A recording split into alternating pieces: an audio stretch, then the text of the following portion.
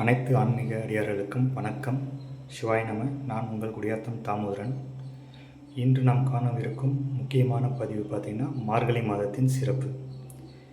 இந்த மார்கழி மாதம் தான் தேவர்கள் தூங்கி எழுற டைம்.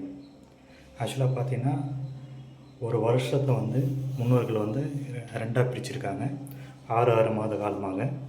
முதல் 6 மாதங்களும் உத்தராயண புண்ணிய காலம், அடுத்தது தட்சிணாயன புண்ணிய காலம்.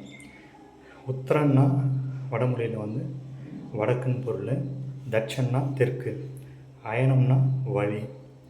இப்போ நம்ம சூரியன் பார்த்திங்கன்னா தெற்கு திசையிலிருந்து வடக்கு திசையை நோக்கி பயணம் செய்யக்கூடிய காலம்தான் உத்தராயண புண்ணிய காலம்.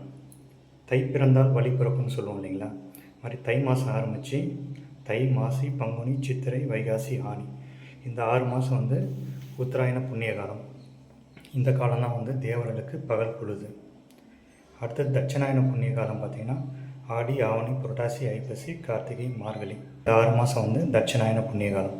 சூரியன் இங்கே பார்த்திங்கன்னா வடக்கு திசையிலிருந்து தெற்கு திசை நோக்கி பயணம் செய்வார். இந்த நேரத்தில் தேவர்கள் தூங்குகிற டைம். அதாவது நம்ம வருஷத்துக்கு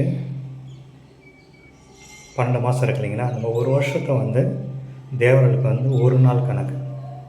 நம்மளுடைய ஒரு வருடம் தேவர்களுக்கு ஒரு நாள். அதே மாதிரி நம்மளுடைய ஒரு மாதம் தேவர்களுக்கு 2 மணி நேரம் தான் கணக்கு. இப்போ தேவர்கள் தூங்கி எழக்கூடிய அந்த பிரம்ம முகூர்த்தம், நம்ம 3லேருந்து 4:30 சொல்லுவோம் இல்லைங்களா? அந்த காலம் பார்த்திங்கன்னா தேவர்களுக்கு இந்த மார்கழி மாதத்தில் வரும்.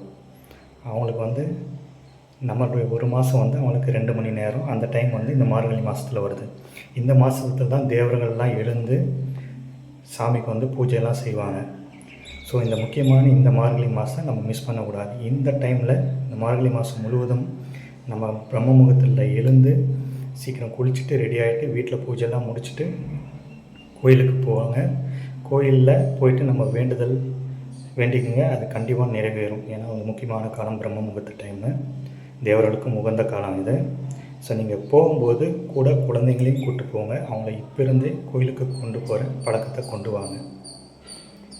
அதே போல் முக்கியமாக நம்ம அரசமர விநாயகர், வன்னிமர விநாயகர், இவங்களை வழிபடுங்க. முழு முதற் கடவுள் விநாயகர். அதுக்கப்புறம் உங்களுக்கு பிடிச்ச தெய்வங்களை நீங்கள் வழிபட்டு வாங்க.